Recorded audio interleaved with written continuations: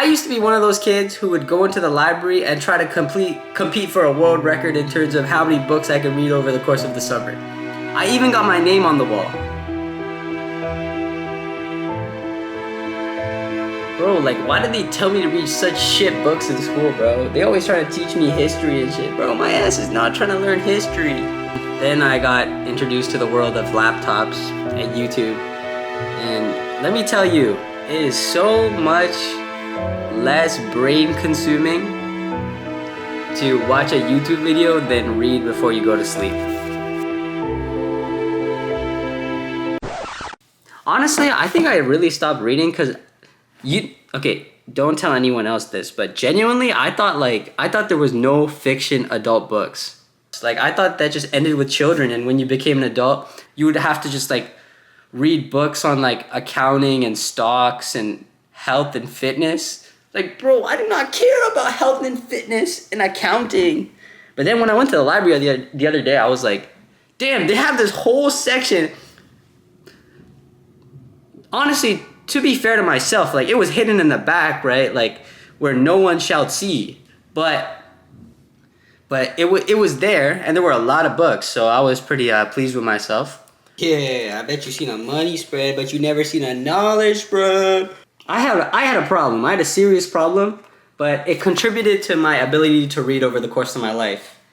I stole it from my 7th grade classroom. Stolen from my cousin. Stolen from Kumon.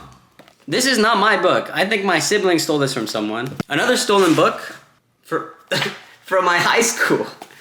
This book isn't even in English. This is in French. And as you can see, the chain of custody ended with me. The only real thing I stole was knowledge. It wasn't really thievery at the end of the day, you know, because knowledge is meant to be shared.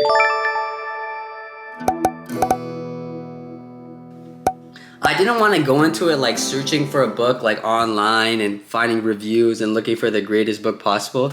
I did this purely naturally, so I just chose the book that I thought looked the coolest. Maybe this shit is terrible, but like look at these reviews, bro.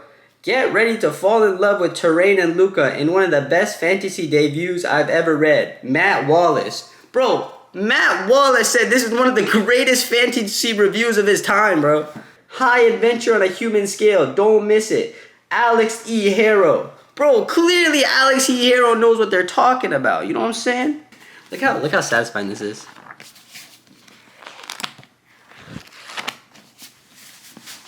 Wait, I can make a crate. Elwast, city of marble and sandstone, of olives and clay, city of golden sun and fruits Terrain couldn't remember tasting. Wait, this feels kind of too basic. Too controversial to read at. Way too wet. Too Disney princess. Too many ants crawling up my ass. I wish I could read in like a mango grove or something. Oh wait, nice. I think I'm high.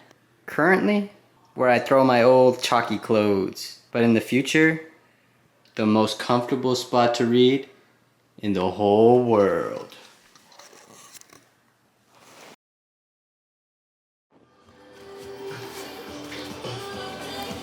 Bang! I still feel like it's still kind of barren, even though it's like the most ultimate reading spot. The ultimate decoration to make a spot epic. This. Alright, now my spot looks perfect. It's the ultimate reading spot with the ultimate decorations. Finally, time to actually read.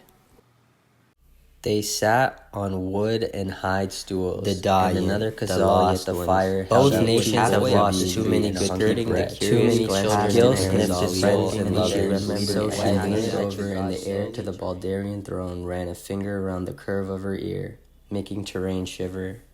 Her hand trailed up Luca's leg, across her hip, to rest lightly on Luca's stomach. Terrain could feel the coiled tension beneath her fingers. And then Luca smiled ruefully and shook her head. I want you sober or not at all, but... She covered Terrain's hand with her own again. Would you like to stay? Luca said. Her voice was a little raw. To sleep.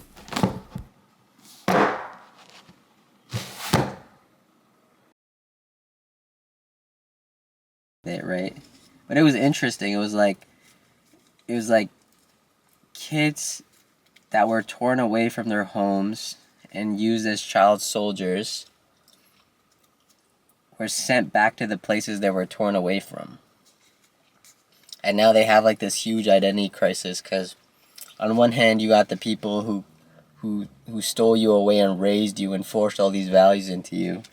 And on the other side you got blood and family and culture, which are important, but they were also on the more oppressed side. So if you went over to that side, you were kind of fucked. It was interesting because even the people in power, like even the ones that were trying to do good, were like kind of forced to do bad things because now she's betrayed.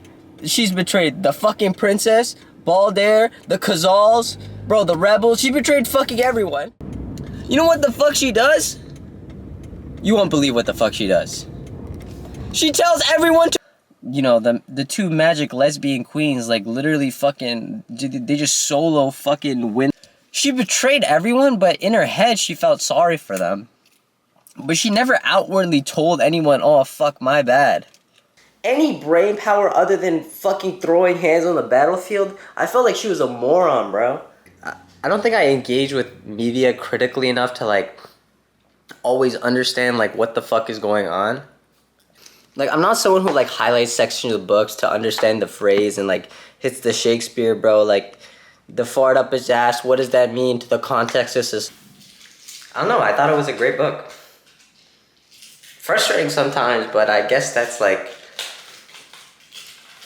A good story does not come without struggle, right? Put that fucker at the bottom as well, bro. Throw him in the depths of Tartarus. Joshua and Aradin. Put them at the very top, because they queens for real. But it was a good fantasy story. I'm definitely going to read the second book. I guess in the end it showed that, like, maybe the politics was as simple as it seemed, dude. That was such a great surprise, bro. Fuck that you. She had, like, a conscience for, like, 3 pages. I was like, well, what the fuck is going on here? Unbroken, I give it 8 rainfalls out of 6 rebellions out of 200 out of 10. See, this is why I'm tired of books, bro. Like, when you watch, like, a YouTube video, like, you don't really need to think that much. Like, it's just, like, oh, fucking Mario Kart 8 competitive compilation number 176. Like, there's nothing to understand. But when you read books, you're like, oh my god, bro. Because it takes so much to get published and, like, such a rigorous process that, like, any book you read, like, even, like, children's books, like, they just be, like, mad thinking. Like, you gotta, like, use all your fucking brain cells for all the books. Like, I remember when I read The Giving Tree when I was a child, bro. That shit broke my head. Because, like, they were trying to teach me lessons that were beyond my comprehension. What do you mean that... Oh, yeah, also, fuck the kid from The Giving Tree, bro. Fuck that you. His ass sucks. I said it. Fuck that apple bitch-ass you, bro. The Giving Tree should have ate his ass up, bro. Fuck that kid. Alright. Also, that reading corner I made, that shit was ass, bro. That shit was ass. I'm not gonna lie to you, that shit was terrible. Is there a way to read that doesn't make your neck hurt?